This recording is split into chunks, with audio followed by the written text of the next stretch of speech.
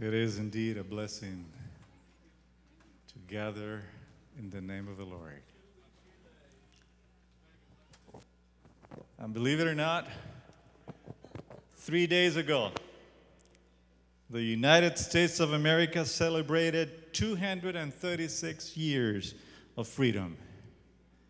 236 years. And you know what? I couldn't help but wonder how things would look very, very different than years ago. People walking around dressed so differently than they would in 1776. Culturally speaking, America has changed a lot since July 4, 1776. Listen to this. I got it from the internet. Only in America can a pizza get to your house faster than an ambulance.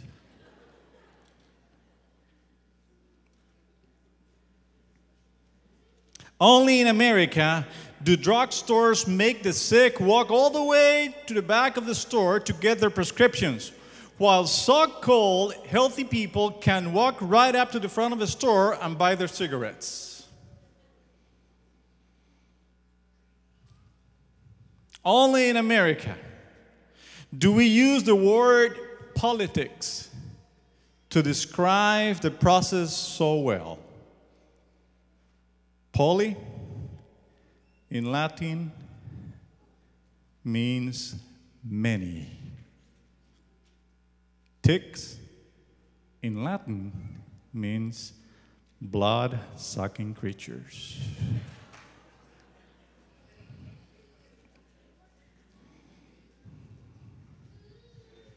Now listen to this one here. Only in America do people order double cheeseburgers, large fries, and a Diet Coke.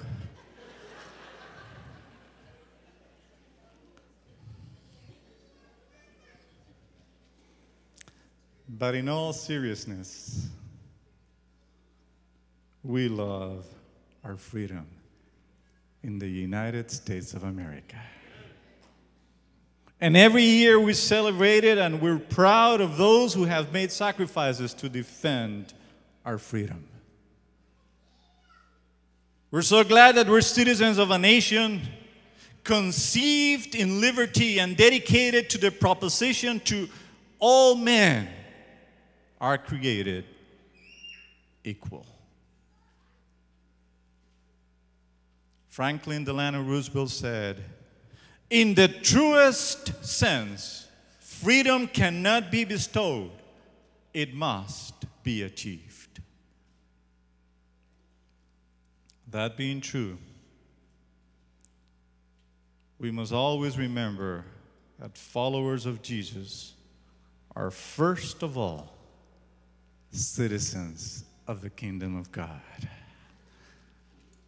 And secondly, citizens of their particular country.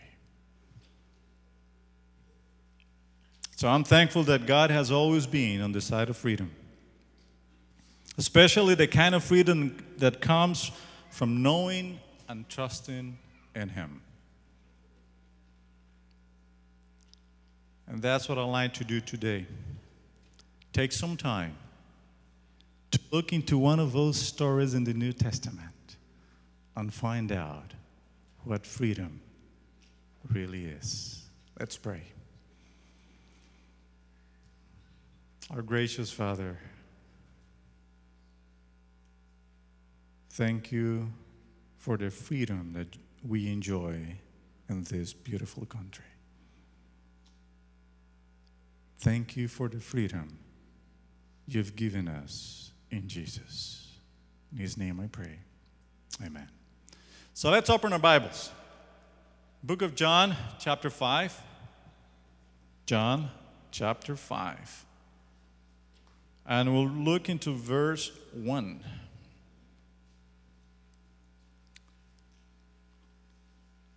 Do you have it? You want to read it? Who wants to read it? Oh, I've got quite a few people. Yeah. Okay, we got you there. You want to read it? Who was it? Okay, go ahead and read it, man.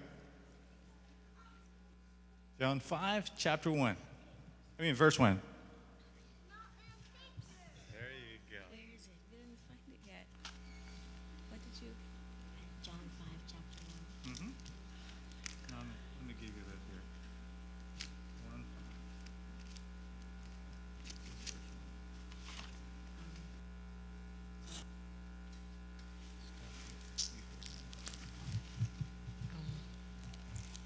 Sometime later, Jesus went up to Jerusalem for one of the Jewish festivals.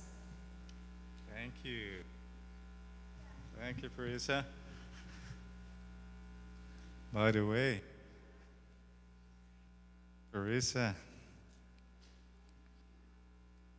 and I started Bible studies, and she's anxious to continue because she wants to get baptized.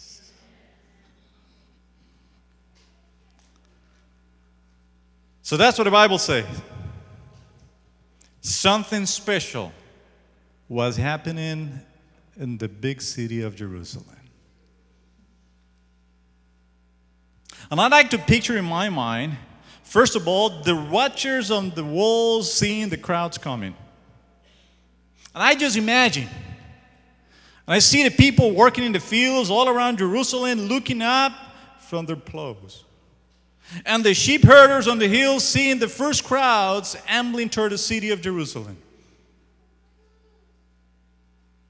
Clouds of dust marked the soon arrival of all of these visitors.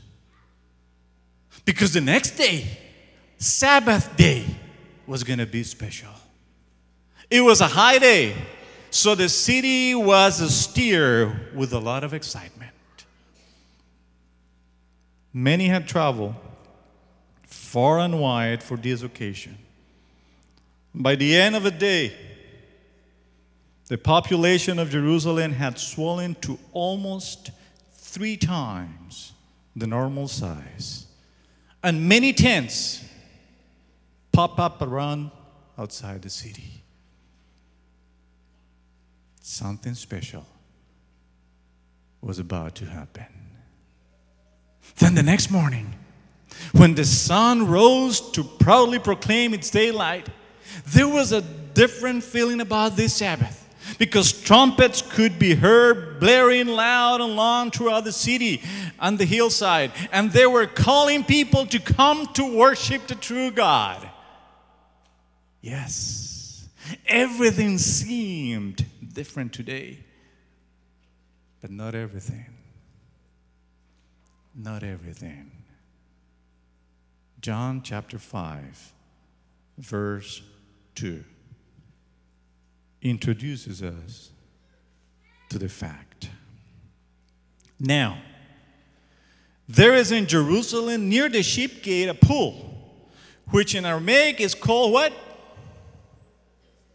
Bethesda, and which is surrounded by 5 covered colonnades. You see, one of the paths into the city of Jerusalem led through the sheep gate. Not far from the temple, and near the sheep gate, according to the Bible, there was the double pool of Bethesda. Usually, by the pool of Bethesda, you will see some people gather, especially rabbis, especially philosophers, educated people. But on this day, there were no philosophers gathered there. There were no wise men or teachers or rabbis with their usual flocks of attentive students sitting at their feet. Instead, this day, there were crowds of sick and blind and lame people loitering there, lying on their filthy and washed garments, and they were just waiting.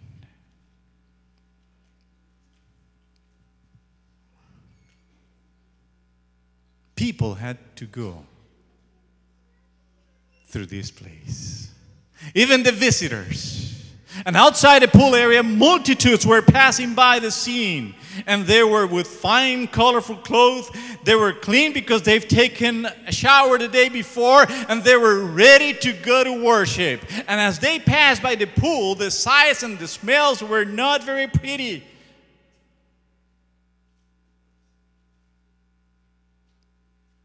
Because hundreds of sufferers gathered there at the pool. According to the Bible, all of them captives to their pain and misery.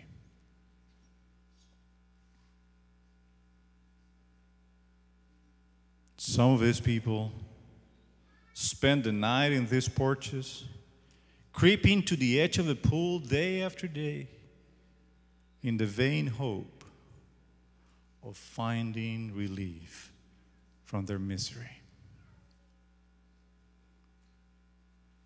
They were there because there was a common held belief about these waters. And you've heard the story.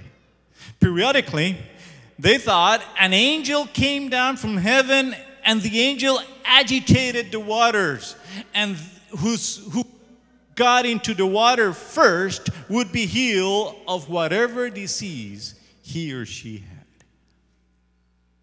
That was the belief. How strange it was that in the land of the truth, in the land of the scriptures, the revelation of God, that these people were captives to a false hope. Did I mention that there was tremendous crowding there? There were a lot of sick people. Many couldn't even get near the pool. And many who had succeeded in getting close to the pool, they died on its brink. They were that sick. In fact, there was always someone dying every few days. So the place was littered with dirty humans. It smelled so bad that one couldn't even stand it. Not the place you want to go to on a Sabbath morning. Especially when you're going to church. When you're going to worship the Lord. When you're happy because of what you're doing. But for those who spend their lives there, time spent alternated between long stretches of boring silence, punctuated by a few moments of tense exhilaration. Listen to this. For most, there was just eternal waiting and waiting. And they were also watching. The moans and the groans mingled with prayers to God for healing and for mercy. God, when? Am I going to be the one? Have mercy on me. According to the Bible, this pool of Bethesda was also called the house of mercy. Right. What kind of mercy? Days, perhaps weeks passed by and nothing ever happened. But when the waters were suddenly agitated, that was a totally different picture, because it became loud, it became noisy and rushed. There would be so many people shouting and scrambling forward that they would even trample, and they would do whatever they had to, no matter if there were children or women, but they needed to get close to the pool and get into the water in the first place. Those weaker than themselves They knew they couldn't. They knew they had no chance. The house of mercy. There wasn't too much mercy here. As a matter of fact, there was no mercy at all. Just scrambling, selfishness, and competition. Some of the homeless were placed by some of their friends, hoping that one day they would also be healed. But according to verse 5, in chapter 5, there was one who had been there for the longest. It was a case of supreme righteousness. And let's read verse 5. John chapter 5, verse 5. One who was there had been an invalid for how many years? 38 years.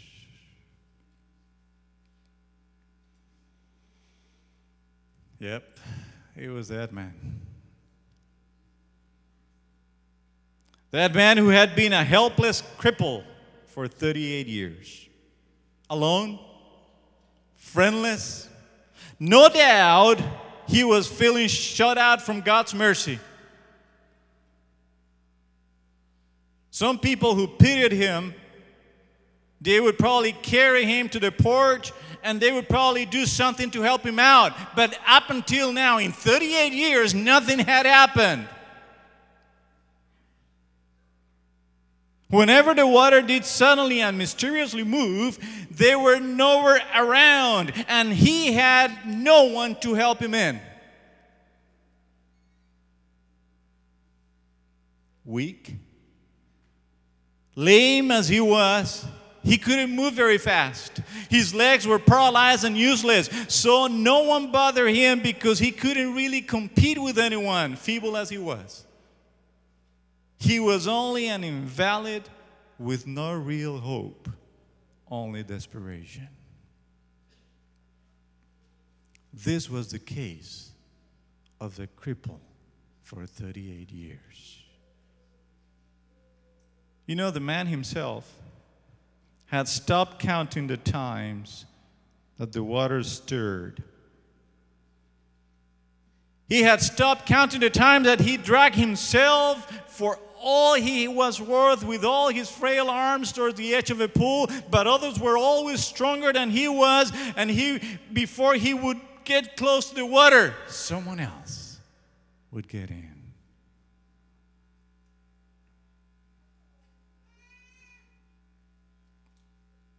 But this special Sabbath, something was about to happen. Something spectacular was about to happen. There came a traveler who walked around the pool and carefully observed everyone. Careful enough not to step on anyone, and he finally saw the one he was looking for.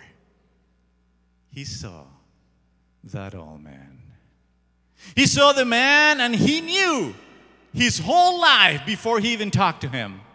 He knew exactly the way he was, and he knew exactly his thoughts before he even spoke.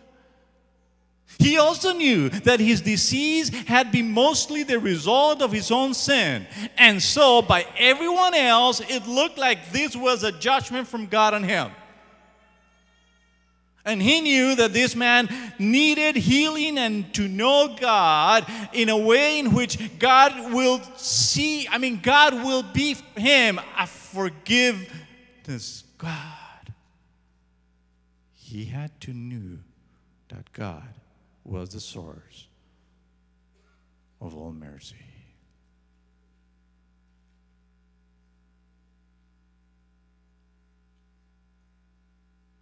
But the sick man was waiting again for the water to stir.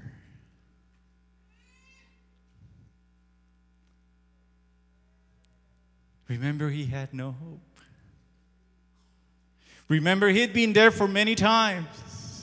Remember that he's seen it many times before. Remember that he heard it many times before, but nothing had happened.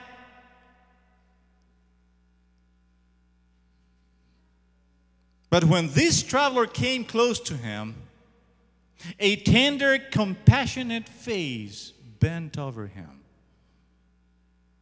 And then he heard what he's never heard before.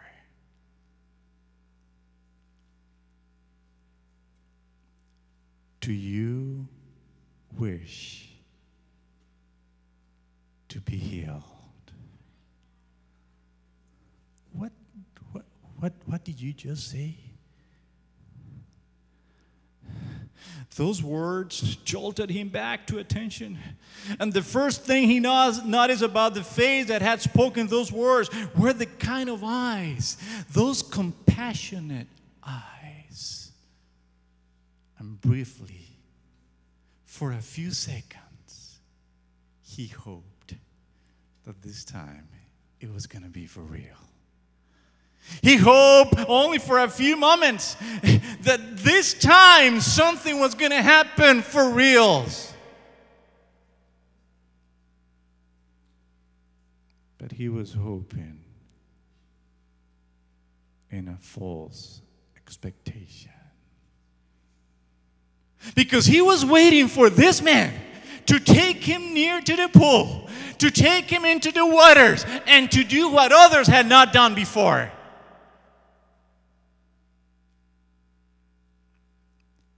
Do you want to be healed?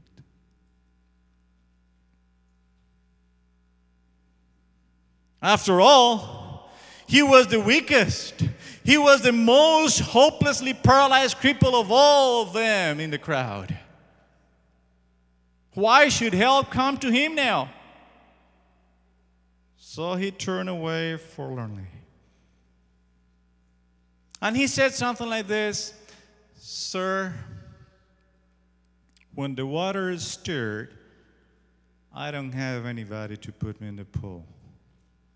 By the time I get there, somebody else is already in." So many times he had missed out the one thing that he was hoping for. The healing he desired was always so close, but so far away.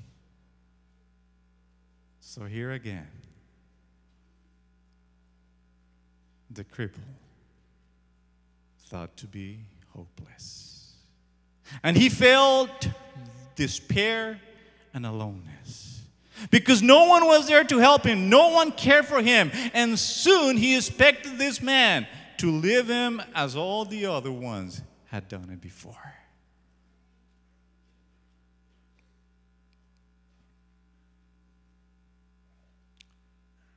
Do you wish to be healed?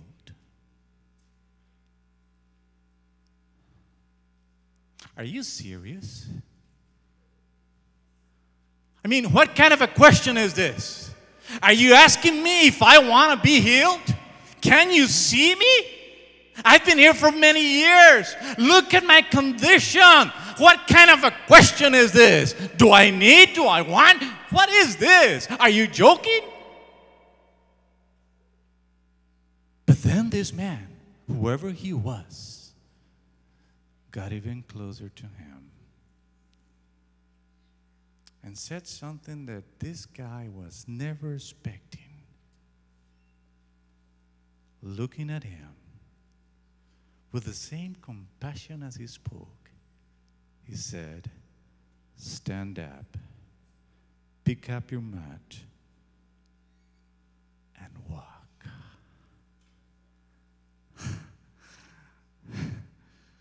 When he heard that, he looked around. What is this? He saw the same face. He saw the same eyes. He saw him Up until now, that hope was centered in the healing of the pool. His hope was centered somewhere else, and something else was about to happen. But then he heard, stand up, pick up your mat, and walk. He started looking at that face again. And it seemed that something about the man made him believe. It was something different that he couldn't even describe. There was such a convincing authority about him, such kindness and yet authoritative tone. It encouraged him to believe, and he came to the conclusion that this man, whoever he was no ordinary man. And he also came to the conclusion, whoever he is, he's got the power, because he's talking to me like the one that I've never heard before. So he came to the conclusion that he should believe, he should trust, and he should obey. And at that moment, he started doing something that he's never done before. And he started moving. And as he was moving, my Lord, something miraculous happened. There was a switch and just went off inside of his brain. Something interesting was happening, because a strange electrifying pulse that went through him, almost unnerving and yet so powerful and tingling. And all of a sudden, this guy, for 38 years, he's been paralyzed. He can't walk. And now he's standing up because he heard, stand up, pick up your mat, and walk. Who is this guy anyways? I haven't even asked him for his name. I don't even know who he is.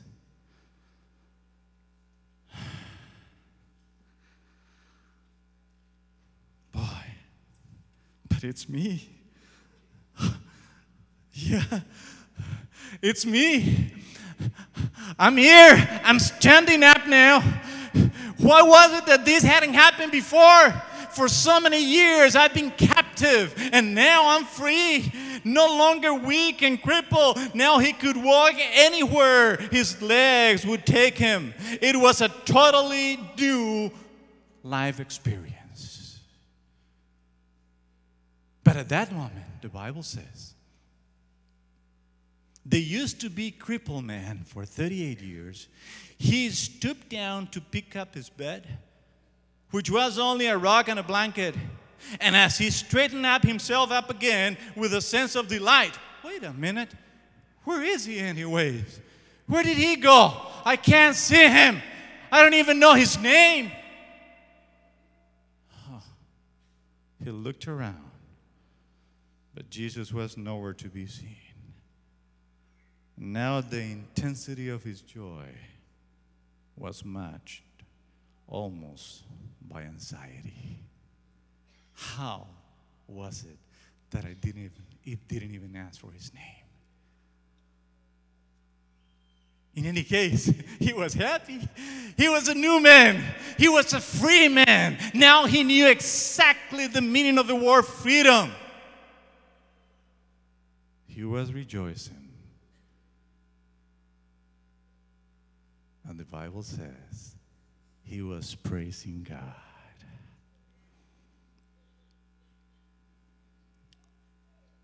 What does this story tell you?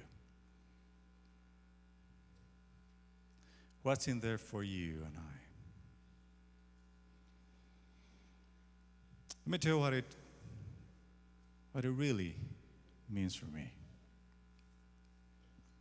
This is a story of one man held captive by disease and false hope for a long, long time. 38 years. Many people lived and died at the pool, falsely believing that it was the source of healing. They were stuck there. They were held captive, as it were. But in this particular high Sabbath, in this particular festivity, in this particular joyous day, God came to the worst case to bring hope and freedom. God spoke to him, and this old man chose to trust in the God of mercy and not the pool of Bethesda. And I praise God for that. Because the result when we trust God is freedom from captivity. Freedom. That's what it is. How about you? How do you feel today? Are you crippled? No, I know what I'm asking you. But the question again, are you crippled? What is holding you captive? What is it?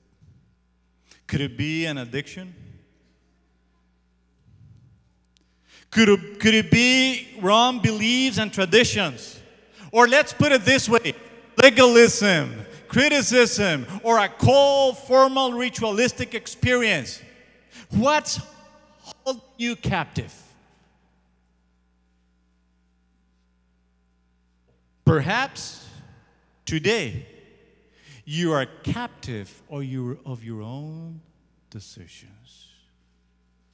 Unwise, unhealthy choices.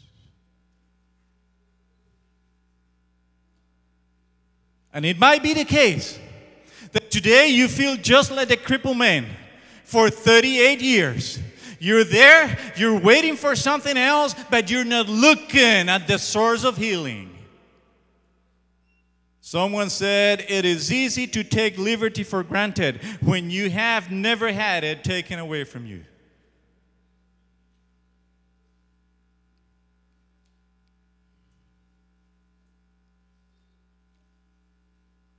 Are you crippled?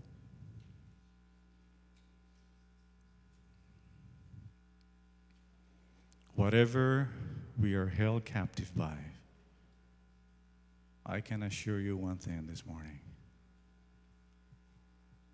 There is freedom in choosing to believe and to obey Jesus Christ. Even when you don't believe it yourself. Because the crippled man was also a Christian. Because the crippled man also believed what traditions had taught him. Because the crippled man had been there before. Because the crippled man was part of a church. Because the crippled man had done what you've done. Because the crippled man knew exactly what you know now. So be careful. Because some of us come to church. And when we come to church, we feel so heavy. Because of whatever reason you might have. And we're expecting someone else to set free. And we're expecting someone else to do the job for me. And we're expecting something else to happen. And probably my attention and my faith is put in something or someone else. But just as the crippled man for 38 years, we need to hear the same words. Do you wish to be healed?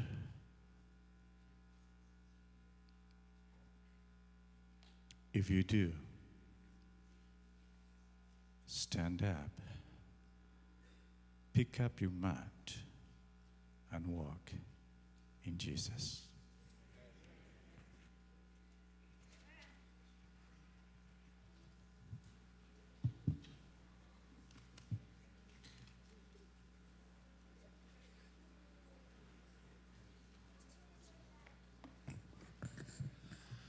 I invite you to stand with me as we sing our closing hymn, number 547, Be Thou My Vision, number 547. Be thou my vision, O Lord of my heart, not be all else to me save that thou art.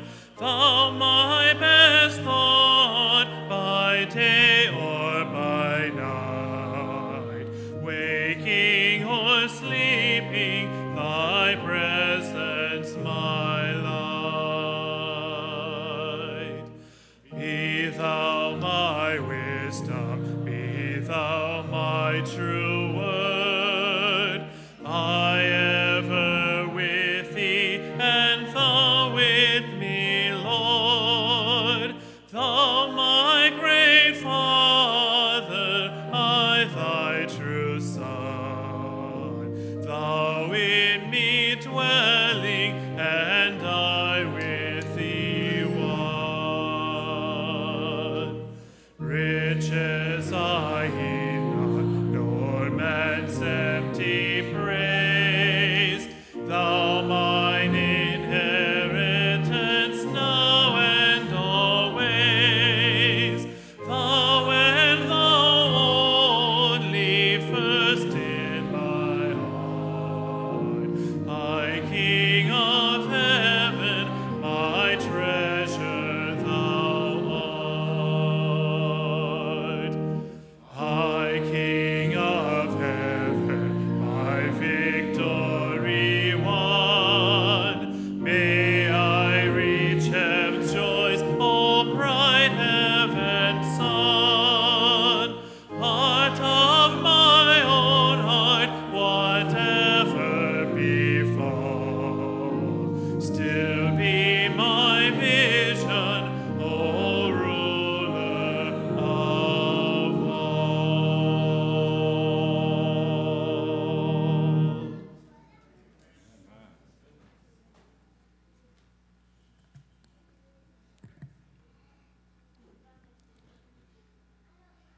Our gracious Lord, when we come to you, we come just the way we are. And even before we say a word, you know it all. We want to hear those words. We want to see that face. We want to feel that compassion. And when we hear the voice, and when Jesus comes to us and asks us to stand up, pick up our mat, and walk, let us walk in his wonderful name. Amen.